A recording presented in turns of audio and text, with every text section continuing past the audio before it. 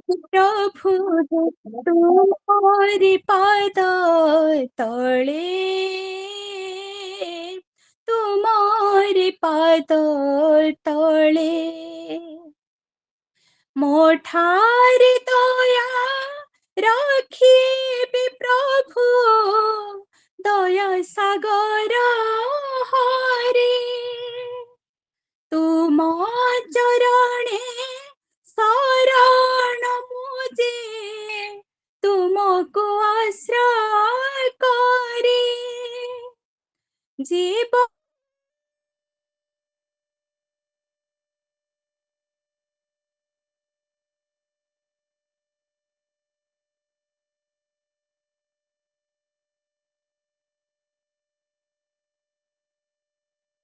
मन मोर जाए गुहारे मोर एतिके प्रभु हे तुम्हारे पाद तले, तुम्हारे पाद तले देखी बिनीति तुम मुरती संध्यारती बेले, संध्यारती बेले, संध्यारती बेले, संध्यारती बेले। धन्यवाद।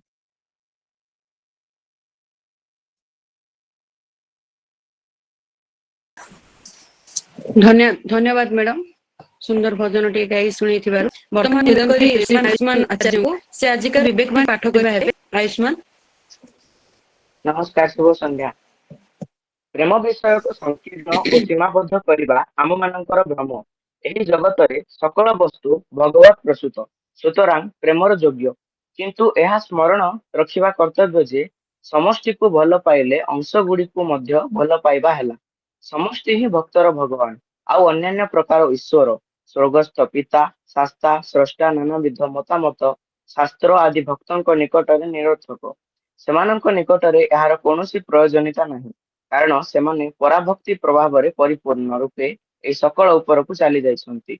जेतेबेले अंतर शुद्ध पवित्र एवं औषरिक प्रेमामृत रे पूर्ण हुए, सेतेबेले अन्य सर्व प्रकार ईश्वर विषयक धारणा बाललोचित और असंपूर्ण और अनुपयुक्त बोली परित्यक्त हुए। स्वामी विवेकानंद। धन्यवाद।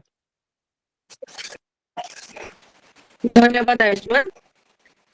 तो आजिकार सभारे अध्यक्षता करिवे सभापतित्व करिवे प्रोफेसर अमूल्य रंजन महापात्र महोदय।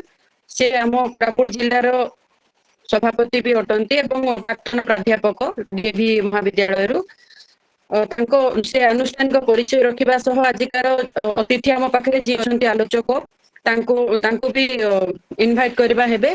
ता सहित ता पूर्व मु सभापति अनुमति क्रमे तांकर क्षुद्र परिचय रखिबा पई चाहिबी। आजिकार अतिथि आलोचक आम पाखरे अछंती डॉक्टर हरप्रसन्न दास। से जड़े मोटिवेशनल स्पीकर सहित लाइफ कोच एवं काउंसलर मध्य। वर्तमान से आमर वैल्यू एडेड सर्विस प्रत्येक इंडिविजुअल तथा ग्रुप्स हो किंबा कॉर्पोरेट सेक्टर हो समस्त को एक्रॉस कंट्री समस्त को से प्रदान करूछंती। गोटे मोटिवेशनल स्पीकर, लाइफ कोच एवं साइको बेस्ड काउंसलर भाबे से आम राज्य जिला तथा देश रे मध्य सुपरिचित एवं सुविदित।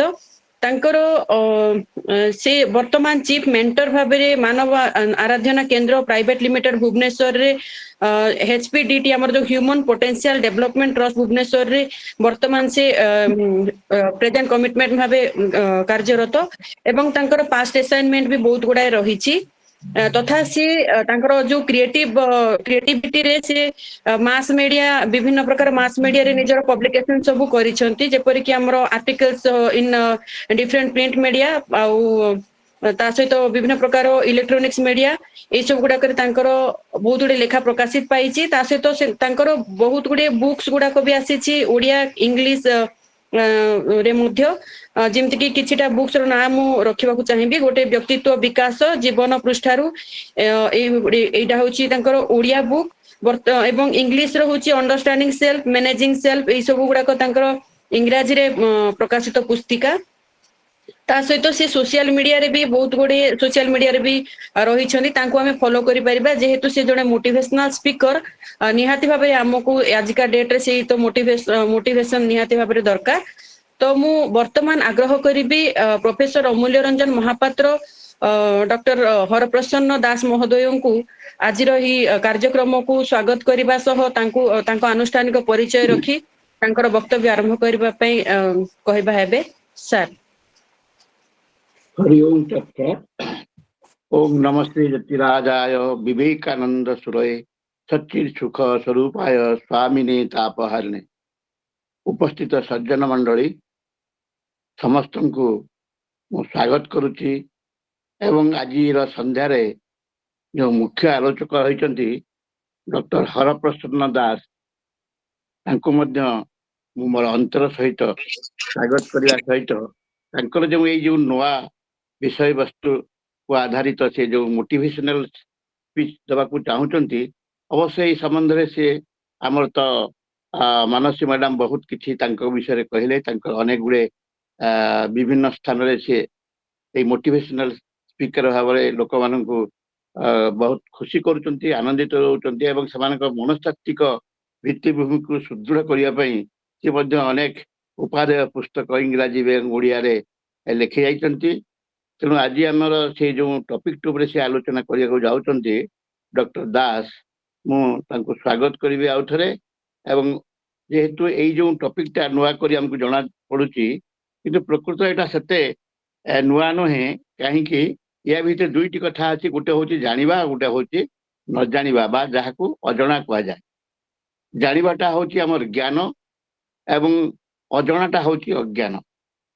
यह सत कथा जे आमर दर्शन शास्त्र एवं वेदांत कह अज्ञानता ही समस्त समस्यार कारण मुख्य कारण। तेणु से जो अज्ञानता बा इग्नोरेंस से अज्ञानता को जदि आमे आहुरी बढ़ेवा ताहले आमर जीवन दुखमय हो।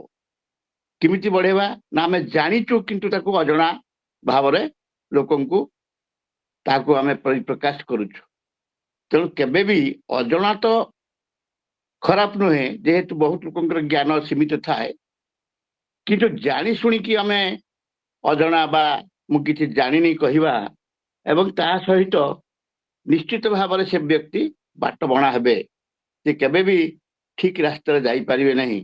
तेणु आमे आशा करुचु जे सारंग पाखरो आ डॉक्टर दासंग पाखरो तांकर कोन प्रकार अप्रोच तांकर कोन प्रकार चिंताधारा ए विषय रही से आमको तांकर वक्तव्य माध्यम रे कहिबे। तेणु आज उपस्थित आमर ये रही साधारण संपादक प्रोफेसर चित्तरंजन सार एवं अन्य जते सब आमर उपस्थित बंधु माने रही आमको सब साहाय्य सहयोग कर प्रेरणा रही आम आग को जाई पारुचु। समस्त को मोर अंतर सहित कृतज्ञता ज्ञापन करुच्ची एवं अनुरोध करुच्ची डॉक्टर दास को कि तांकर आलोचना कार्यक्रम आरंभ करिवे। डॉक्टर दास। आज्ञा नमस्कार। नमस्कार। प्रोफेसर अमूल्य महापात्र सार को नमस्कार। आओ प्रथम स्वामी विवेकानंद लोक संसद कोरापुट शाखार ये जो सुजोग देइछंती आज एक सत्संग रे भाग नवा तेणु मुझे शाखार समस्त कर्मकर्ता मान पाखे कृतज्ञता ज्ञापन करुच्ची। आज जो मैंने भी यही सत्संग जोग देइछंती समस्त को शुभेच्छा अभिनंदन जनाऊँ एवं आमर आज जो कार्यक्रम तार जो विषय वस्तु विषय अमृत सार कहले मु विशेष भाव पाखे कृतज्ञ मत खुशी लगिला जहा हो से विषय उपरे किछिटा आलोकपात कले जहाँ अन्य मानकर बुझिबारे भी बहुत सहज ये विषय वस्तुटा नाटा हूँ जानी अजଣା टिके हाइफेन दे देकरी तेणु बाट बना ମାନଙ୍କର ହয়তো କଣ ଜାଣି ଅଜଣା ଏଣୁ ବାଟ ବଣା, ଜାଣି ଅଜଣା। ଆମେ ଜାଣିଛୁ ସବୁ, ଜାଣିକିରି ଅଜଣା ଭଳିଆ କାମ କରୁଛୁ। ଯେକୌଣସି ଲୋକଙ୍କୁ ଆପଣ ଯାହା ପଚାରିବେ ସେ କହିବ ମୁଁ ସର୍ବଜ୍ଞାତା, ମୁଁ ସବୁ ଜାଣିଛି ଏବଂ ମୁଁ ସବୁ ଜାଣିଛି। କେହି କେହି କହିବନି ନାଇଁ ତା ମୁଁ ଜାଣିନି। ଯଦି ତ ଇଂଲିଶରେ ଗୋଟେ ୱାର୍ଡ ଅଛି, ଗୋଟେ ସେଣ୍ଟେନ୍ସ ଅଛି, ignorance is a bliss. Ignorance is a bliss. ଆମେ ଯଦି କହୁଛେ ଜାଣିନେ, ତାହା ଆମକୁ ଜାଣିବାକୁ ସୁଯୋଗ ଦବ। କିନ୍ତୁ ଆମେ ତ ମାନିଲେ ଯେ ନାଇଁ ଏଇଟା ମୁଁ ଜାଣିନି, ଏ ବିଷୟରେ ମୋର କିଛି ଜ୍ଞାନ ନାହିଁ। ଓହୋ କି କଥା, ମୁଁ କହିବି ମୁଁ ଜାଣିନି, ଏସେ ସଇନ ହଁ ମୁଁ ତ ସବୁ ଜାଣିଛି। ଆଉ ଦେଖୁନାହାନ୍ତି ଯେତେ କହ ଦେଖ, ଯେତେ ଶିକ୍ଷିତ ଲୋକ ଅଛନ୍ତି, କାହାକୁ ପଛ ଶିଖି କହିଦବ ନା ଏଇଟା ମୁଁ ଜାଣିନି ବୋଲି, ନା ନା ଜାଣିଛି ମନେ ପଡେ। ତେଣୁ ସମସ୍ତେ କହିବେ ମୁଁ ଜାଣିଛି। ଆଉ ତ ଜାଣିଛ, ଆଉ ଜାଣିକିରି କାହିଁ ଅଜଣା ହଉଛ, ଜାଣିକିରି କାହିଁ ଭୁଲ କରୁଛ? ତେଣୁ ଏଇଟା ହେଲା ଆମେ ବହୁତ କିଛି ଜାଣିଛୁ, କିନ୍ତୁ ଜାଣିକିରି ବି ଅଜଣା ଭଳିଆ ହଉଛୁ। ତେଣୁ କି ବାଟ ବଣା, ଜାଣି ଅଜଣା ତେଣୁ ବାଟ ବଣା। ବାଟ ବଣା, ବାଟରେ ନ ଯାଇ ଅବାଟରେ ଯାଉଛୁ, ମଣିଷ ନ ହେଇକିରି ଅମଣିଷ ହଉଛୁ, ସତରେ ନ ଯାଇ ଅସତରେ ଯାଉଛୁ। ଆପଣ ପେପରଟେ ଖୋଲି ଦିଅନ୍ତୁ, ଆଉ ପେପର ପଢିବାକୁ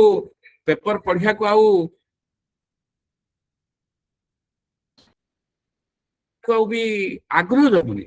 କାରଣ ହତ୍ୟା, ଆତ୍ମହତ୍ୟା, ଲାଞ୍ଚ, ଚୋରି,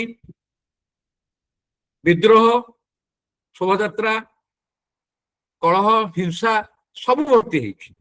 ଜମି ପାଇଁ ବାପାକୁ ପୁଅ ମାରିଲାଣି, ଭାଇକୁ ଭାଇ ମାରିଲାଣି।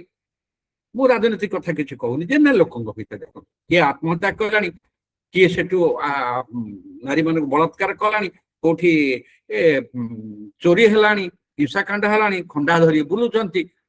ଏ ସମାଜ ଆଉ ବାହାରକୁ ଯିବାକୁ ବି ଡର ଲାଗେ। ନାରୀ ମାନେ କଥା ଛାଡ, ପୁରୁଷ ମାନେ ଆମ ମାନଙ୍କୁ ବି, ବିଶେଷ କରି ବରିଷ୍ଠ ନାଗରିକ ମାନଙ୍କୁ ବି। ତେଣୁ ଏଇ ଯୋଉ ବାଟବଣା ହେଇଗଲେ ଆମର ଜାଣି ଅଜଣା, ତେଣୁ ବାଟବଣା। ତେଣୁ ଆସନ୍ତୁ ଆଜି ମୁଁ ଆମ ଜୀବନର ଛୋଟ ଛୋଟ କଥା କେତେ କହିବି, ବହୁତ ଛୋଟ ଛୋଟ କଥା ଯୋଉଟା ସମସ୍ତେ ଜାଣିଛନ୍ତି, କିନ୍ତୁ ଜାଣିକିରି ଅଜଣା ଭଳିଆ କାମ କରୁଛନ୍ତି। ଜାଣିକିରି ଗୋଟେ ଅଜଣା ଭଳିଆ କାମ କରୁଛନ୍ତି, ତେଣୁ ବାଟବଣା ହଉଛନ୍ତି। ଆଜିର ଯୋଉ ବିବେକ ବାଣୀ, ଆୟୁଷ୍ମାନ ଯୁବ ଅନ୍ତଃସ୍କରଣ ଶୁଦ୍ଧି, ଆମ ଅନ୍ତରକୁ ଶୁଦ୍ଧ କରିବା। ଅନ୍ତରକୁ ଶୁଦ୍ଧ କର। ସକାଳୁ ଉଠିଲେ ଆମେ ଉଠିକି ସାଙ୍ଗେ ସାଙ୍ଗେ ମୁହଁ ଧୋଇ ଦଉଛେ, ତାପରେ ଦାନ୍ତ ଘଷୁଛେ, ତାପରେ ୱାସରୁମ ଯାଉଛେ, ଝାଡା ଯାଉଛେ, କଣ ସବୁ ସଫା ହଉଛି, ତାପରେ ଗାଧଉଛେ, ଭଲ ଘଷି ମାରି ବିଭିନ୍ନ ପ୍ରକାର ସାମ୍ପୁ କୁହନ୍ତୁ, ବଡି ଲୋସନ ସବୁ ଲଗେଇକି ସଫା ହଉଛେ, ସଫା ଡ୍ରେସ ଧୁଛେ, ଫିଟଫାଟ ହେଉଛି। ଏଇଟା ହେଲା ଏକ୍ସଟର୍ନାଲ ସଫା। କିନ୍ତୁ ଭିତର ସଫାଟା କିଏ କରୁଛି? ଆମର ଯୋଉ ଅନ୍ତଃସ୍କରଣ ଶୁଦ୍ଧିଟା, ଯୋଉଟା ଆଜି ବିବେକ ବାଣୀରେ ସେ କହିଲେ, ବହୁତ ଭଲ ଲାଗିଲା। ତେଣୁ ସେଇ ଶୁଦ୍ଧିଟା ଆମ ଯୋଉ ଭିତର, ମନ ଭିତର ସଫାଟା, ମନଟାକୁ ସଫା, ଭାବନାଟାକୁ ସଫା, ଚିନ୍ତନଟାକୁ ସଫା, ଆମର ଆଚରଣଟାକୁ ସଫା, ଉଚ୍ଚାରଣଟାକୁ ସଫା, ସେଇଟା କିଏ କରୁଛି?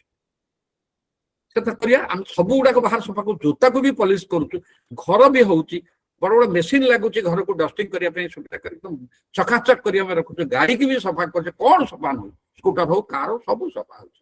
କିନ୍ତୁ ଆମ ଚରିତ୍ରଟା କାହିଁ ସଫା ହଉନି? ଆମର ଅନ୍ତଃସ୍କରଣ କାହିଁ ଶୁଦ୍ଧ ଆମେ କରୁନୁ? ଆମେ କଣ ଜାଣିନୁ? ଜାଣିଛୁ ସବୁ। ନ ଜାଣିଲେ ପୁଣି ବାହାର ଗୁଡା କେମିତି ସଫା ହଉଛି? ନ ଜାଣିଲେ ବାହାର ଗୁଡା କେମିତି ସଫା ହଉଛି? ଚକାଚକ ମାରିକି ଟିକେ କୋଡେ ପରେ ଝାଡି ଦଉଛୁ, ଏ ଧାଡି ଖରାପ, ଦିନକୁ 3 ଥର 4 ଥର ମୁଣ୍ଡ କୁଣ୍ଡଉଛେ। କିନ୍ତୁ ଭିତରଟା ସଫା କିଏ କରିବ? ମୁଁ ନିଜେ କରିବି ନା। ତାହେଲେ ଜାଣି ଅଜଣା, ତେଣୁ ବାଟ ବଣା। ଇଏ ହେଲା ପ୍ରଥମ କଥା। ତେଣୁ ଆଜି ଛୋଟିଆ କଥାରୁ ଆରମ୍ଭ କରିବା। ଛୋଟିଆ କଥା, ମଣିଷ ମାତ୍ରକେ ଭୁଲ ହବ, ନିଶ୍ଚିତ ଭୁଲ ହବ। କୌଣସି ମଣିଷ ନାହିଁ ଯିଏ ଭୁଲ କରିବ ନାହିଁ। କାମ କଲେ ଭୁଲ, ଯେ କାମ କରୁନି ତା ଭୁଲ ହବନି, କାମ କଲେ ଭୁଲ ହବ। କିନ୍ତୁ ସେଠି କଣ କରିବା କଥା? ଭୁଲଟା ମାନିବା ନା, ଭୁଲଟା ମାନିବା ନା। ଭୁଲ କିଏ ମାନେ? ଯାହାର ଉଦାର ହୃଦୟ ବଡ ଥିବ ଏବଂ ତାର ଭାବନା ବି ସେଇଭଳି ସକାରାତ୍ମକ ଭାବନା ଥିବ, ସେ ଭୁଲ ମାନିବ। ହଁ ମୁଁ ଭୁଲ କରିଛି। କିନ୍ତୁ କେତେ ଜଣ ମାନନ୍ତି ଆଜ୍ଞା? ବିଶେଷ କରି ସବୁ ଶିକ୍ଷିତ ଲୋକମାନଙ୍କୁ ପଚାରୁଛି, କେତେ ଜଣ ଭୁଲ କେହି ମାନିବେ? ମୁଁ ଭୁଲ ମାନିଛି, ଆଚ୍ଛା ଦେଖନ୍ତୁ ଯଦି ଭୁଲ ମାନିବା ଉପକାରଟା କଣ ହବ? ଭୁଲ ମାନିଲେ ଯେ ଭୁଲ ସ୍ୱୀକାର କଲା ତାକୁ ରିଲାକ୍ସ ଲାଗିବ, ମାନେ একটু ହାଲକା ଲାଗିବ। ଯାହା ମାନିଛି ଫିଲିଂ ଗିଲ୍ଟି ମାଇ ଆପୋଲୋଜିସ୍, ଭୁଲଟା ହେଇଗଲା, ମୋର ଅଜାଣତରେ ଭୁଲଟା ହେଇଗଲା, ଫିଲିଂ ଗିଲ୍ଟି ଫିଲିଂ ଆପୋଲୋଜି ମାଇ ଆପୋଲୋଜିସ୍।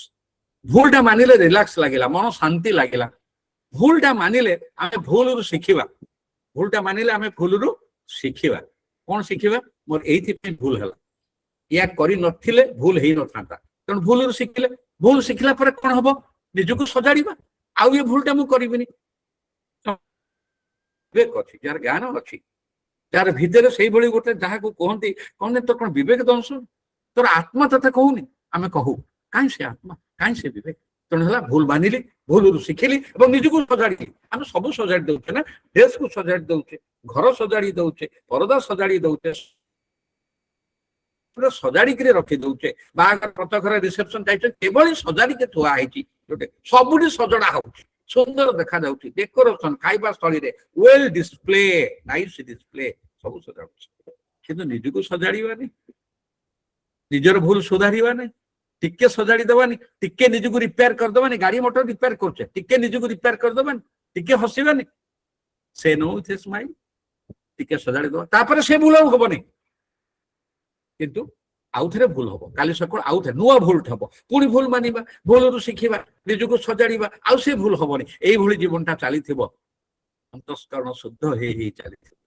ହେଲା। ଆଉ ଯଦି ଭୁଲ ନ ମାନିବା କଣ ହବ? ମୁଁ ଭୁଲ ମାନିବିନି, ଆସିଲା ମୁଁ ଭୁଲ କରି ଏଇଟା ସିଏ କଲା ବୋଲି ଇଏ ହେଲା ସିଏ ହେଲା, ଆମେ ଅନ୍ୟର ଦୋଷ ଦବା, ଭୁଲ ନ କଲେ ଅନ୍ୟର ଦୋଷ ଦବା, ଦୋଷ ଦେଲେ ସେଠୁ କଣ ହବ? ଆରମ୍ଭ ହେଇଯିବ ଯୁକ୍ତି ତର୍କ, କଥା କତି, ତୁ ମେ ଆରମ୍ଭ ହବ। पहले मैं कहता मोर भूल नहीं तोर भूल, मोर भूल नहीं तोर भूल, तू मैं जुक्ति तर्क। आगे देखो जुक्ति तर्क आसीगला, जो जुक्ति तर्क आसीगला से आलोचना नहीं, आलोचना हेले सिना गोटे कंक्लूजन को आसीबो, आलोचना हेले आमे सिना बुझी पारिबा।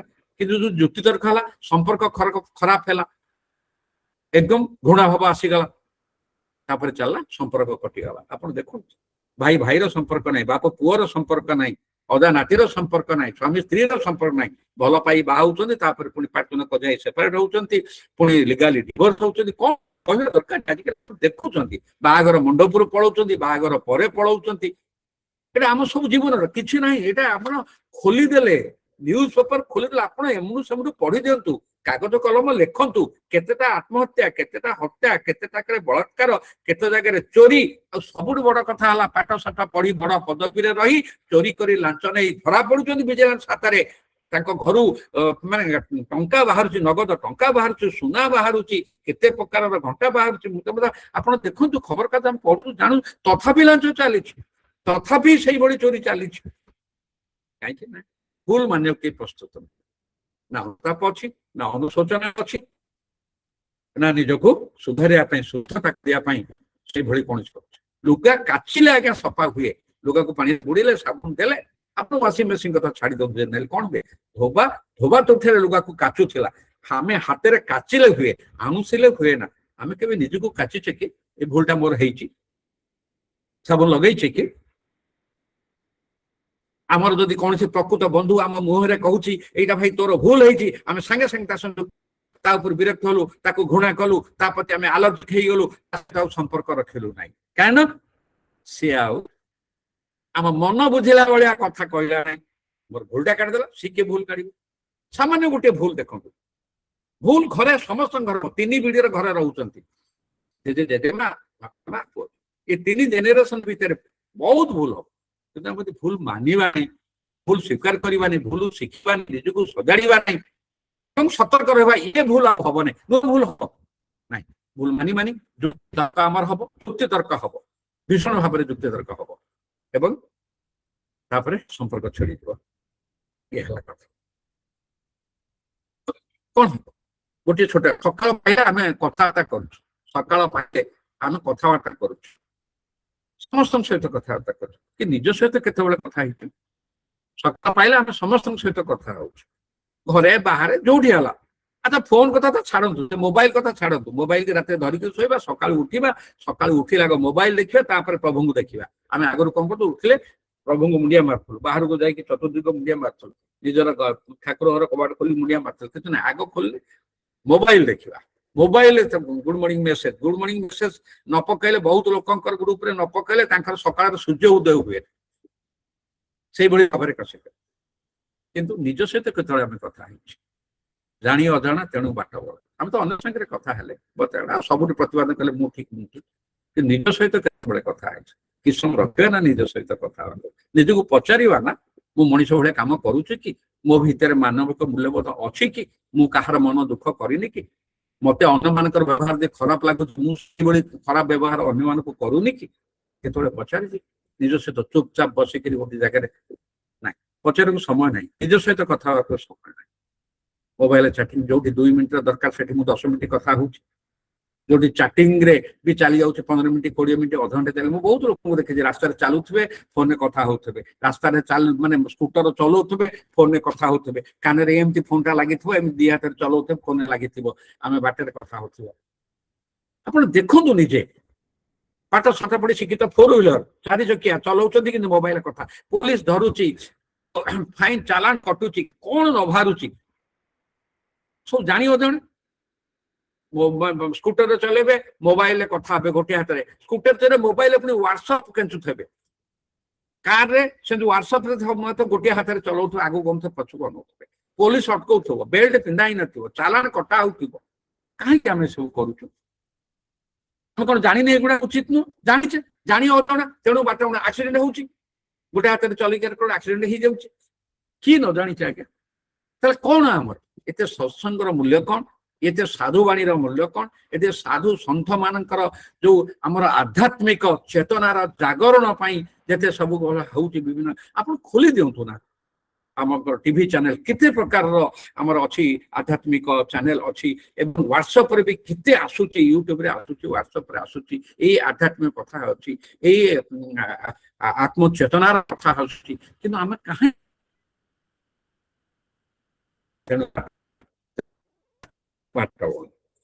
गोटे कथा सब ये भूल कथा कथबार्ता आम जो कथबार्ता हो ये जो कम्युनिकेशन भितर कहीं गैप रोचे अन्य को जो शुणुचु तार कथा बुझापी शुणुनु आम कथार केमी शीघ्र रिप्लाई देवी जवाब देवी से शुणु कथा मु शुणु नहीं बुझापी से कौन कहते मनर उद्देश्य कौन कहते इमोशन कौन भावना कौन से मत कहीं कहते भीतर भावना कौन मुझे से बुझती ओहो ठीक उत्तर ना तो आम कहुए we don't listen to understand we listen to reply communicate to not to express but to impress मनर भीतर जो कथाटा से धैर्य धर से कौन कहते शुण ना सी कौन कह मुझे कौन जानी से तो से कथा कहूँ कौन कथा सरीनी जीव खाली खलखल हम मुझे जो कमन जिनसा मुझे कहूँ एकदम कमन जिनस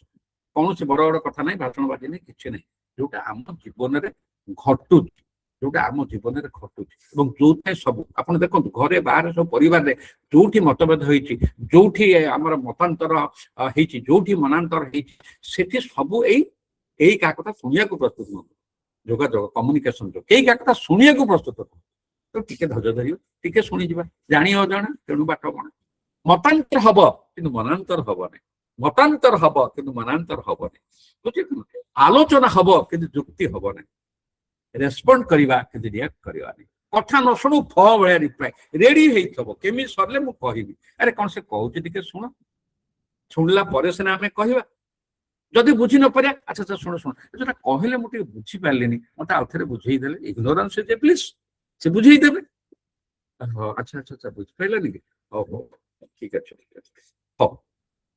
यहाँ कथा तेणु बुझी जाता आ गोटे कथा ये गोटे कम्युनिकेशन छोट छोट कथा क्या आम समय भितर सारे को पड़ो तेणु मुझे जिते शीघ्र पारे छोट छोट कथा बहुत अच्छी कहीदे गोटे गला आ गोटे कथा अहंकार मुहर 2 प्रकार प्रभु रामचंद्र फेरिक आसी रावण को युद्ध सारी माँ पचारे अरे कौन रावण को तू मारू ना मु मारूनी हाँ तू मार किए मारला ना मु मारी तू मानु पुणी मु मानी माने मु मारिनी माने मु रामचंद्र माने रावण को जो मु थिला मु सबुठ बड़ मु योद्धा मु सब करि परिबी मु छाड़ीबिनी से मुटा ताको मानिला এটা କିଏ ନ ଜାଣିଛି ଆଜ୍ଞା? କୋଉ ଶିକ୍ଷିତ ଲୋକ ନ ଜାଣିଛନ୍ତି? ଏ ମୁଁ ଏ ଅହଙ୍କାର ସମସ୍ତଙ୍କ ପାଖରେ ଭଇଯାଇଛି। ମୁଁ କରିଛି। ମନ୍ଦିରକୁ ଡୋନେସନ ଦେବେ କି ମନ୍ଦିର କାନ୍ଥରେ ଲେଖା ହେଇଥିବ କିଏ କେତେ ଡୋନେସନ ଦେଇଛନ୍ତି? ମୁଁ ପରା ମୁଁ ଦେଇଛି। ଦାନ ଦେବି, ଅନାଥ ଆଶ୍ରମକୁ ଦେବି, ଜରାଶ୍ରମକୁ ଯିବି, ଦାନ ଦେବି, ଖାଇବାକୁ ଦେବି, ଫଟୋ ଉଠେଇବି, ସୋସିଆଲ ମିଡିଆରେ ପକେଇବି 10, 12, 15 ମୁଁ ଦେଇଛି ଦାନ। ପ୍ରଭୁ ମୁଁ ଦେଇଛି ଦାନ। ଠିକ କି ନାହିଁ? ଅନାଥ ଆଶ୍ରମ ଯିବି କି ଜରାଶ୍ରମ ଯିବି କି ବିଭିନ୍ନ ପ୍ରକାର ଅର୍ଗାନ ଯାଇକି ସେ ଦେବି, ସେଠି ଖାଇବା ଦେବି, ବାଢୁଛି, ସେମାନେ ହାତ ଥାଳିରେ ଦେବେ, ବାଢିବି, ସେ ଫଟୋ ଉଠିବ, ତାପରେ ସେ ଫଟୋ ସୋସିଆଲ ମିଡିଆ ପଡିବ, ମୁଁ ଦେଲି ପରା, ମୁଁ ଦାନ କଲି, ମୁଁ ଏଠିକି ଯାଇଥିଲି, ମୁଁ ଏଠି ଦାନ କଲି। ଆମେ ସେ ଆତ୍ମପ୍ରଚାର। ଜଣେ ସନ୍ଥ ଥିଲେ, ସେ ପ୍ରଭୁ ଶ୍ରୀରାମଙ୍କ ଉପରେ ଗୋଟେ ବହି ଲେଖିଥିଲେ। ସେ ପବ୍ଲିଶରକୁ ଦେଲେ, ପବ୍ଲିଶର ବହୁତ ଡେରି କଲା। ଇଏ ପଚାରିଲେ କଣ ଏତେ ଡେରି କାହିଁ କରୁଛନ୍ତି ଆପଣ, ବହିଟା କଣ କଣ ନା ସେଥିରେ ଆପଣଙ୍କର ବିଷୟରେ ଲେଖାଯିବ ପରିଚୟ ପ୍ଲସ୍ ଫଟୋଟେ ଆପଣଙ୍କ ନାହିଁ ତ, ଆପଣ ତ ମାଗିଲେ ଦଉନାହାନ୍ତି, ତେଣୁ ଆମେ ଗୋଟେ ଫଟୋଟେ କେମିତି ଆପଣଙ୍କର ହବ, ସେ ଚିତ୍ରକର ଆପଣ ଫଟୋ ଆଙ୍କୁଛି। ସେ ସନ୍ଥ ରାଗିଗଲେ, ସେ ବହି ମୋର ବାହାର କରିବା ଦରକାର ନାହିଁ, ମୋ ଫଟୋ ସେଠି ରହିବ ନାହିଁ, ମୁଁ ଲେଖକ ବୋଲି ମୋର ସେଠି ମୋର ପରିଚୟ କି ମୋର କୌଣସି ଫଟୋ ରହିବ ନାହିଁ, ପ୍ରଭୁ ରାମଚନ୍ଦ୍ରଙ୍କର ଫଟୋ ରହିବ। ଏଇଟା ମୁଁ ମୋ ମନକୁ କହୁନି। ଏଇ 7-8 ଦିନ ତଳେ ଆମର ଦୈନିକ ସମ୍ବାଦପତ୍ର ସମାଜରେ ବାହାରିଥିଲା, ଚିନ୍ତା କଳ୍ପ ବୋଲି ଯୋଉଠି ବାହାରୁଛି ସେଠି ଭଲ ଭଲ କଥା ସେଠି ବାହାରିଥିଲା। ମୁଁ କିନ୍ତୁ ଆଜି ତ ସବୁଠି ମୁଁ ଦାନ କଲି, ମୁଁ ସେଠି କହିଲି, ମୁଁ ତାଙ୍କୁ ଦେଲି, ମୁଁ ତାଙ୍କୁ ସାହାଯ୍ୟ କଲି, ସେଇ ଯୋଉ ମୁଁଟା ହିଁ ଆମକୁ ଖାଇଯାଉଛି। ମୁଁ ରଖିଥ ମୁଁଟା କଣ ମାନିବା? ମୋର ଭୁଲ ହେଇଛି, ମୁଁ ଜାଣିନଥିଲି, ମତେ କ୍ଷମା କରିଦିଅନ୍ତୁ, ମୁଁ ଏଣିକି ଆଉ ସେଭଳି ବ୍ୟବହାର କରିବିନି, ମୁଁ ଜାଣିଛି ମୋର ବ୍ୟବହାର ଆପଣଙ୍କୁ କଷ୍ଟ ଦେଇଛି, ମୁଁ ସେଥିପାଇଁ ଲଜ୍ଜିତ, ମୁଁ କ୍ଷମା ମାଗୁଛି। ମୁଁଟାକୁ ଏଇଭଳି ବ୍ୟବହାର କରୁନାହାନ୍ତି, କିଏ ମନା କରିଛି ଆପଣ? କି କଥା? ମୁଁ ଏତେ କଥା କହିଲି, ସେ ମୋର ପ୍ରଶଂସା କଲେ ନାହିଁ। ମୁଁ ଏତେ କଥା କହିଲି, ଭୋଟ ଅଫ ଥ୍ୟାଙ୍କସ, ସେ ମୋ ନାଁ କହିଲେ ନାହିଁ।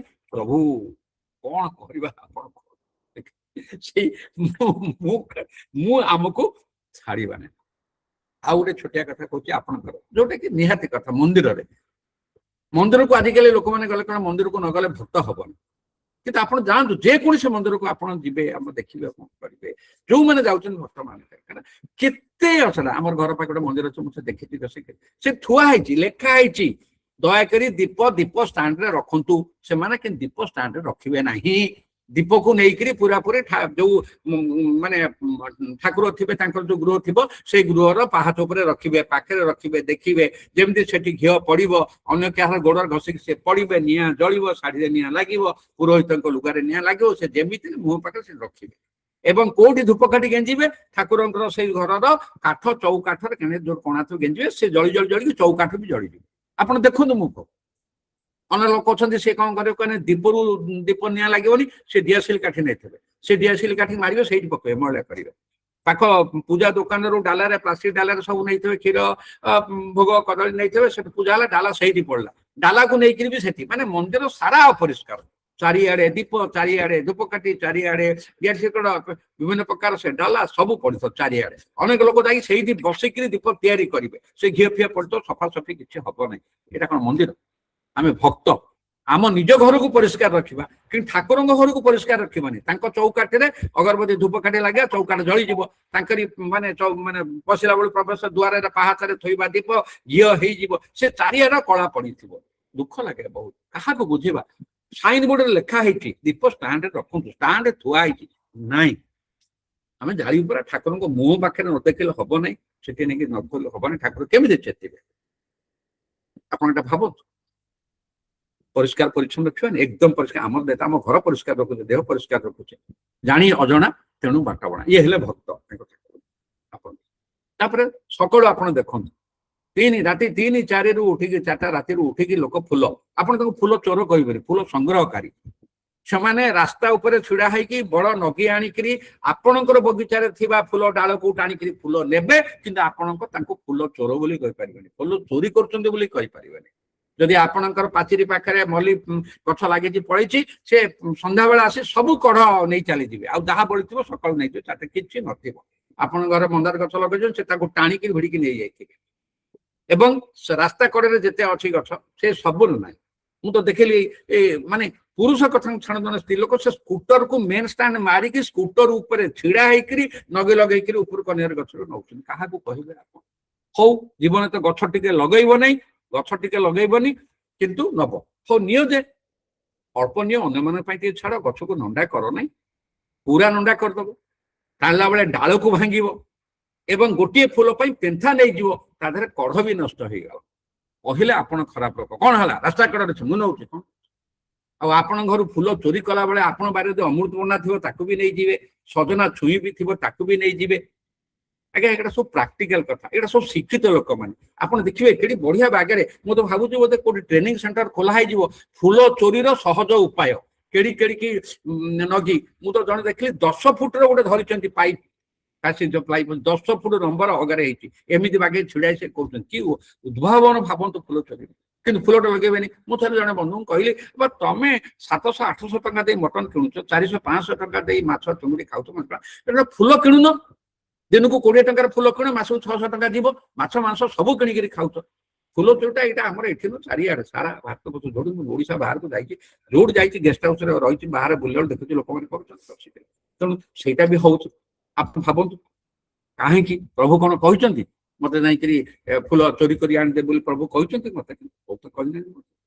ବ୍ୟାଗ ଧରିଥିବେ, ଜରି ଧରିଥିବେ, ସେ ଭର୍ତ୍ତି ହବ, କହିଲେ ସଦ ଖାଇବା, ଆଉ ନାଣ୍ଡୁ କରିକି କଡ ଫଳ ସବୁ ନେଇଯିବେ, ଆପଣ କିଛି ଇଏ କରିବେ। ତେଣୁ ଇଏ ହେଲା ଭକ୍ତଙ୍କର କଥା। ଆଉ ସବୁଠୁ ବଡ କଥା ହଉଛି ଛୋଟିଆ, ବହୁତ ଛୋଟ ଛୋଟ ଜିନିଷ।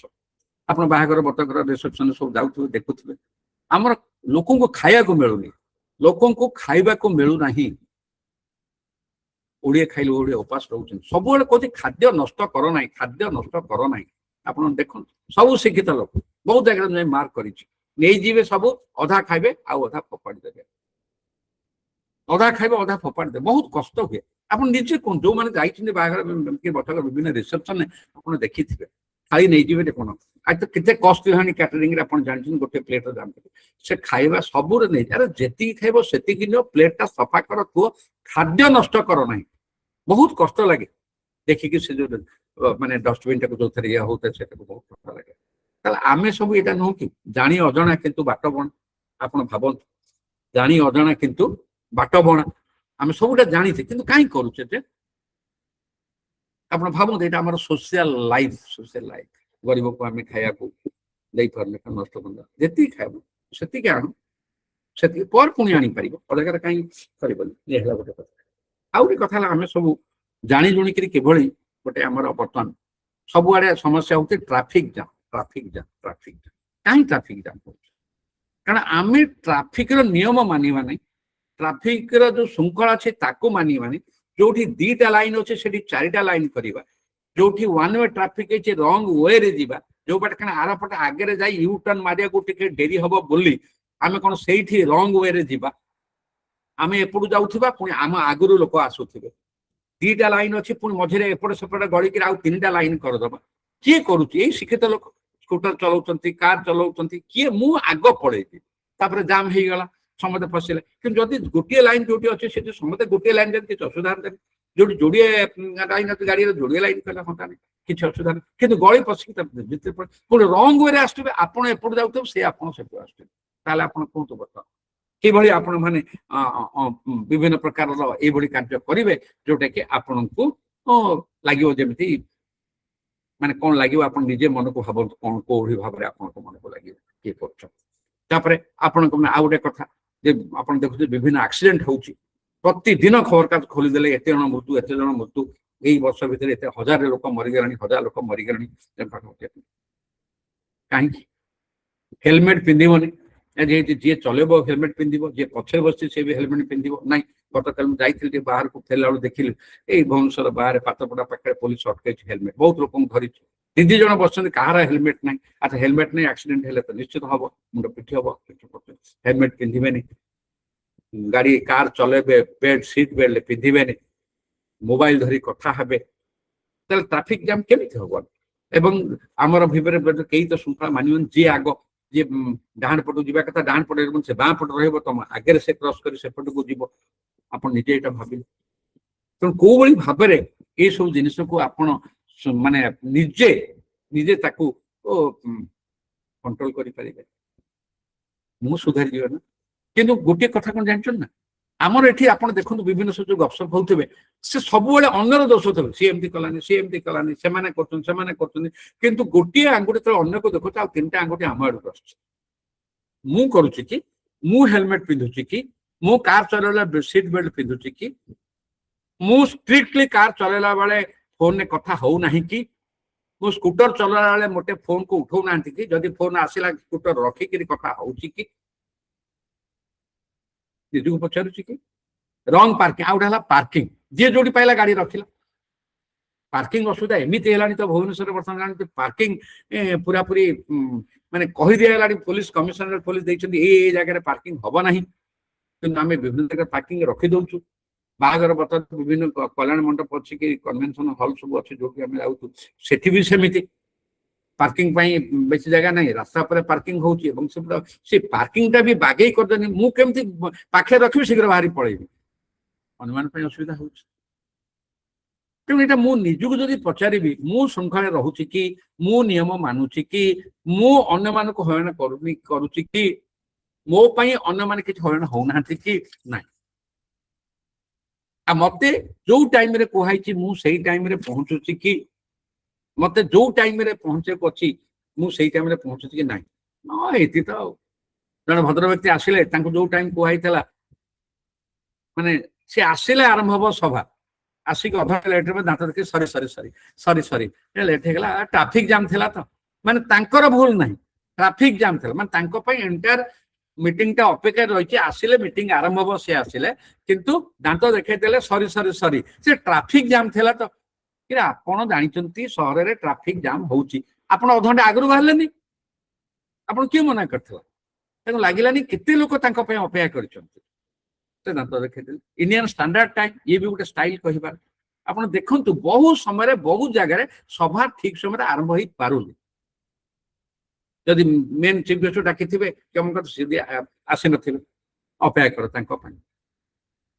ସେ ଆସିବେ, ତାଙ୍କର ଅନୁଶୋଚନା ନାହିଁ, ଅନୁତାପ ନାହିଁ, କି ସେ ଫୋନ କରି କହିବେନି ମୋର ଡେରି ହେଇଯାଉଛି, ଆପଣ ମାନେ ଆରମ୍ଭ କରିଦିଅନ୍ତୁ ମୁଁ ଯାଇ ପହଞ୍ଚିବି, ସେ ଭାବନା ବି ନାହିଁ।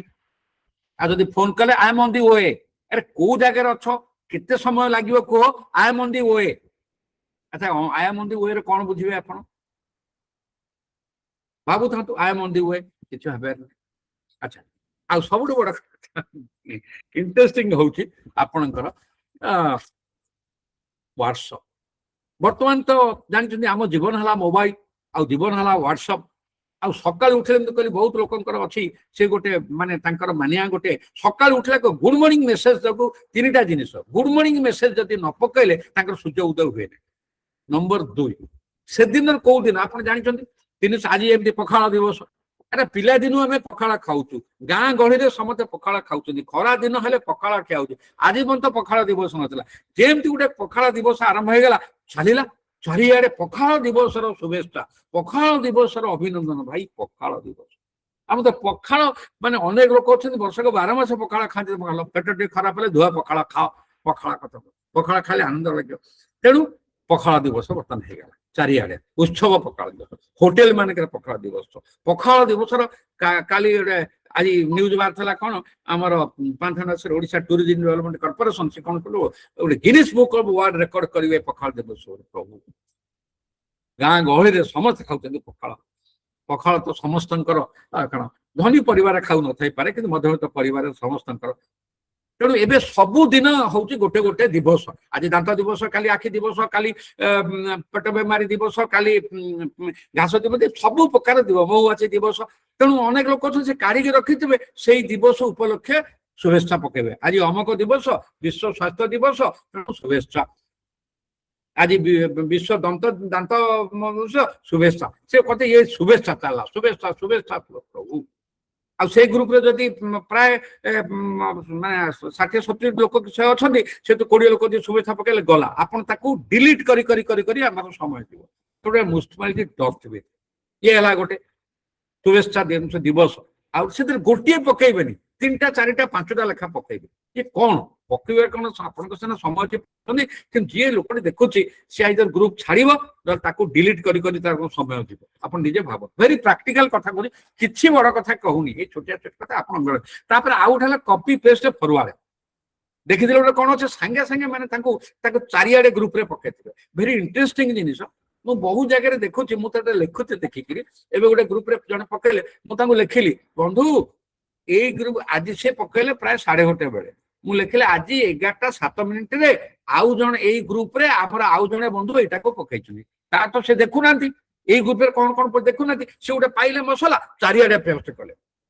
ପ୍ରଭୁ 2 ଘଣ୍ଟା ତଳୁ ଗୋଟେ ପଡିଛି, ଏ ପୁଣି ପକେଇଲେ। ଆପଣ ତାଙ୍କୁ କଣ କହିବେ କୁହନ୍ତୁ?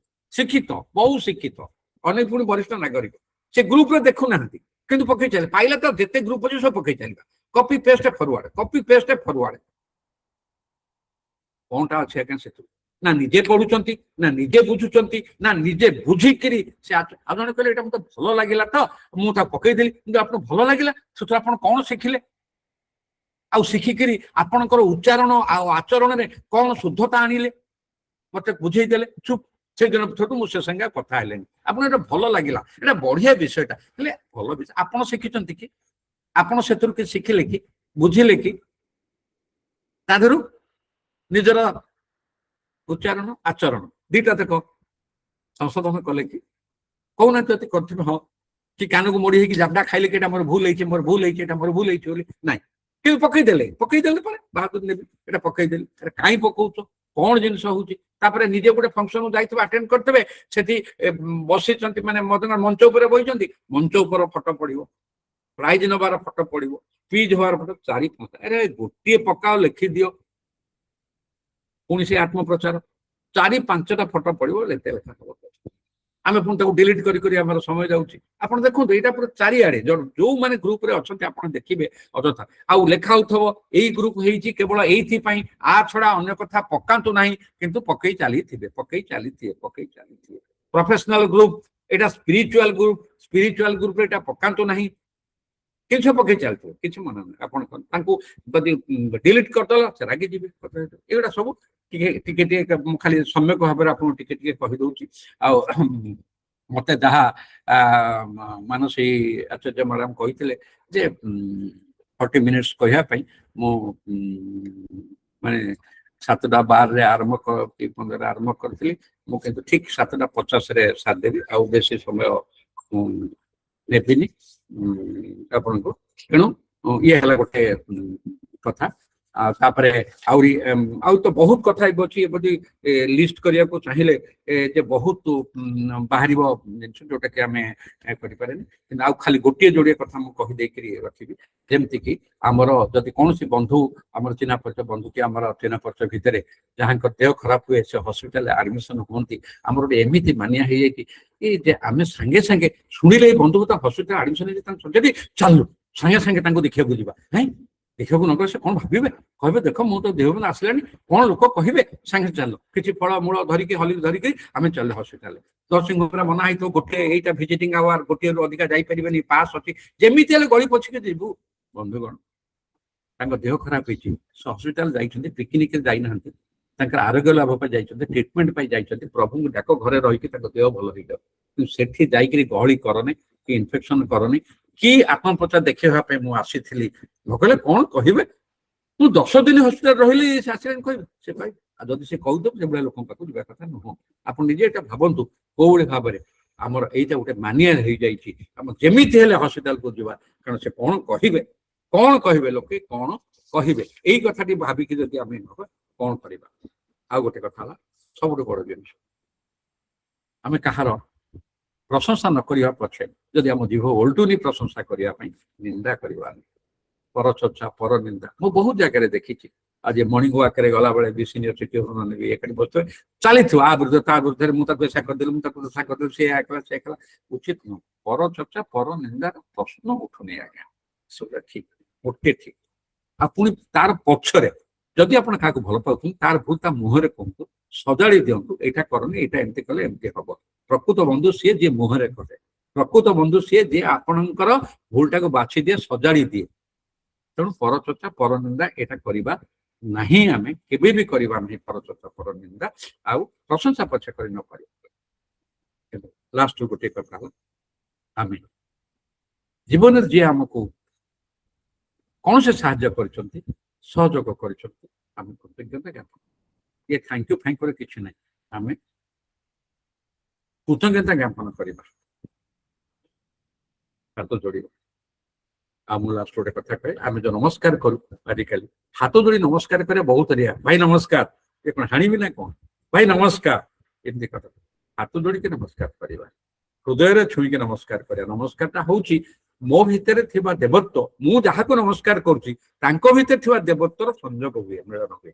ମୋ ଭିତରେ ଯୋଉ ଭଗବାନଙ୍କର ଅଂଶ ଅଛି ଦେବତ୍ୱ, ମୋ ସାମ୍ନାରେ ମୁଁ ଯାହାକୁ ନମସ୍କାର କରୁଛି ତାଙ୍କ ଭିତରେ ଯୋଉ ଦେବତ୍ୱ ଅଛି, ଏ ଦେବତ୍ୱ ସେ ଦେବତ୍ୱ ଯୋଡ଼ି ହେଇଯାଏ, ସମ୍ପର୍କଟା ଯୋଡ଼ି ହେଇଯାଏ। ଆମେ ନମସ୍କାର କଲା ପରେ ମୁହଁରେ ହସ ରହିବ, ନମସ୍କାର କଲେ ମୁଣ୍ଡ ଥଣ୍ଡା ରହିବ, ନମସ୍କାର କଲେ ଆମେ ରାଗିବା ନାହିଁ, ନମସ୍କାର କଲେ ଆମକୁ ସହନଶୀଳତା ଆସିବ, ନମସ୍କାର କଲେ ଆମର କ୍ଷମା ଭାବ ଆସିବ, ପ୍ରେମ ଭାବ ଆସିବ, ସ୍ନେହ ଭାବ ଆସିବ।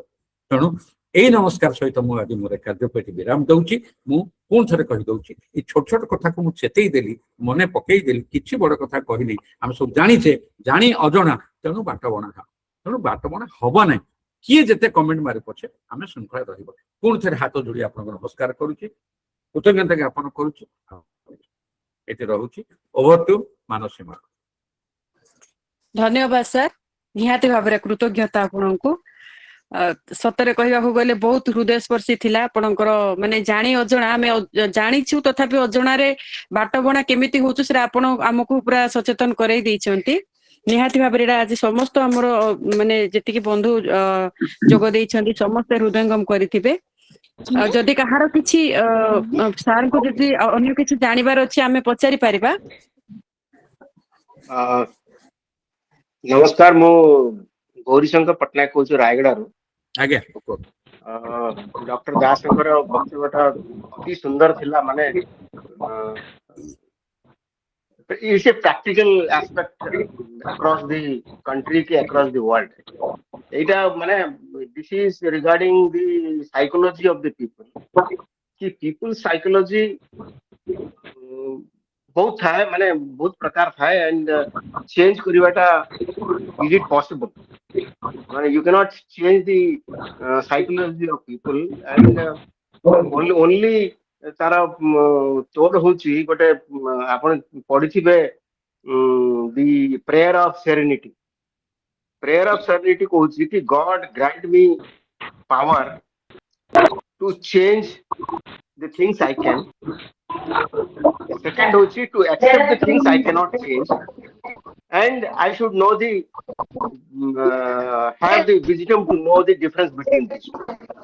So ଯୋଉଟା ଆମ ହାତରେ ଅଛି ଆମେ କରିପାରିବା ନିଜେ, କିନ୍ତୁ ଅନ୍ୟକୁ ଆପଣ ଯଦି କହିବେ ବାଧ୍ୟ କରିବି ମୁଁ ତାକୁ ଚେଞ୍ଜ କରିବା ପାଇଁ, attitudinal changes ଆଜି ପର୍ଯ୍ୟନ୍ତ କେହି କରିପାରିନି.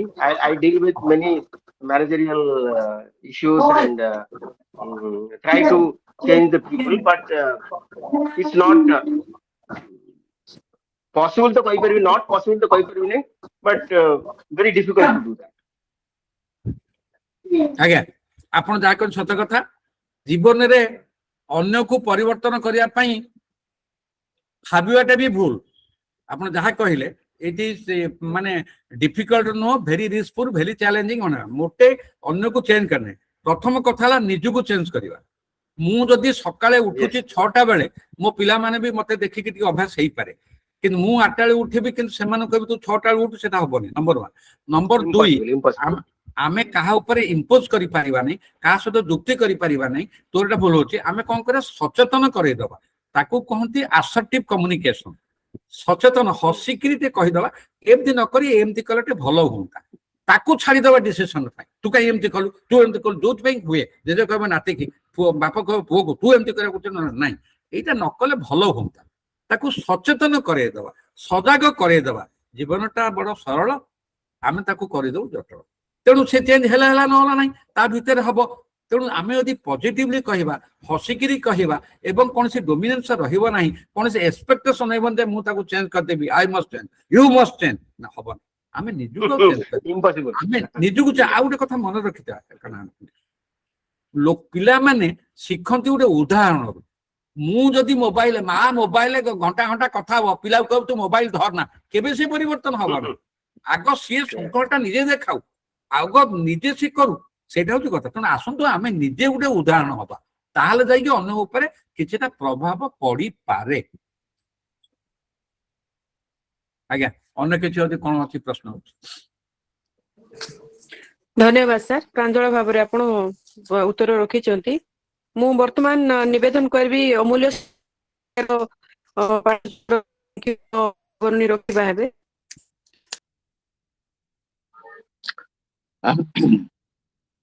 बहुत भल कथा किछिटा मोर निजर जो भावना जहाँ सार कहीगले मु तो से को देखली 23 लिस्ट रे 23 पॉइंट मु लिखी आज्ञा तेणु ना मु देखुथिले आपण लेखुथिले एवं गंभीर भाव में लेखुथिले मु भी मार्क करूँ तेणु सी जो प्रथम रू से कहते जे आमे जानी अजना बाट बणा एटा सत कथा किंतु लोक माने बाट बणा होउचंती बोली स्वीकार करंती बास एपरिकी मु जानी नाही बोली सेटा भी मध्य स्वीकार करंती नहीं से विषय अवश्य आपण विभिन्न स्थान रे कहचंती विभिन्न पॉइंट रे कहचंती काहे ना हमर गुटे अहंकार रही हमर गुटे इगो रही सेथु पई जे मु जानी नाही एवं मुझे बाट बणा हो जाऊँगी सेगुड़ा को आम मन को आसे ना किंतु एटा आसवा दरकार जहाँ शेष से आलोचना कले जे लोकंकर धारणा मु अन्य को सुधरी दे पारिबी बापा माँ मान भावती आम आमर पिला मान को सुधरी दे पारिबा जदि सी एबे न सुधरुची ठीक अच्छी से बड़ हेले सुधरी जीव एटा भी भाविबा ठीक नुहे मु जदि निजे निशाग्रस्त होइथिबी मु जदि निजे मोबाइल इंटॉक्सिकेटेड हो जाइथिबी एवं मु मोर निज रूम रे जदि मोबाइल देखुथिबी पिला को कहबी तुम मोबाइल देखनी एटा केबे हेले एटा कार्य रे परिणत हो पारिबनी से पिला याकू अनुसरण करिवो नाही बा तार जीवन रे सेटा को ग्रहण करिवो नाही श्री रामकृष्ण परमहंस मोर गुरु सी एई संबंध रे कहितिले तांको पाखो को माँ एवं पुओ आसी कहले आज्ञा आपण हमको गुटे किछि चिकित्सा संबंध टिके हमको उपदेश दिंतु ये पिलाटीर देह सब खराब होची पेटटा बड़ हो बाहर की रही कौन करी से ठाकुर कहले रामकृष्ण परमहंस तुम्हें 7 दिन पर आसो से जानते कौन कौन कारण पिलाटीर देह असुस्थ होती किंतु सी कहले 7 दिन पर आस सी चलीगला केते शिष्य मैंने पचारे आज्ञा आप कहीं पुणी 7 दिन पर आसवा कहले से कहले मु तुम्हें ये प्रश्न उत्तर जापर किसी समय पर एवं जिते 7 दिन पर से महिला जनक पिला धरी आसिले से रामकृष्ण परमहंस कहले कहले देख माँ तुम्हें पिला बहुत मीठा खाऊची गुड़ खाऊची तेणुक तार कृमि हो जाऊँगी पेटर कृमि हवा फल तार अवस्था ये तेणु आज ठार मीठा खाइबा मना कर कि यही कथा तो ठाकुर कही पारिथांते आगुरु प्रथम दिन से कही पारिथांते से कहीं कहले ना जिते से कहले नहीं जेहेतु से निजे गुड़ खाऊले मीठा खाऊले चारिपटे घरे बहुत गुड़े मीठा रखा जाऊता तेणुक सी निजे बंद कले मीठा खाइबा तापर से कहले पिला को मीठा खाइबा बंद कर ये हूँ जेटा आम कहूँ निजे सुधरिले जुग सुधर तो निजे जब आम न सुधरवा ताले दुनिया केबे भी सुधर ना यही बहुत गुड़े सब पॉइंट गुड़ा जब आम आलोचना करवा आलोचना कर किसी आवश्यक ना कहीं सहज भाव में आप बुझे परिशेष जब कह समय तो हो आसला जोटा से कहले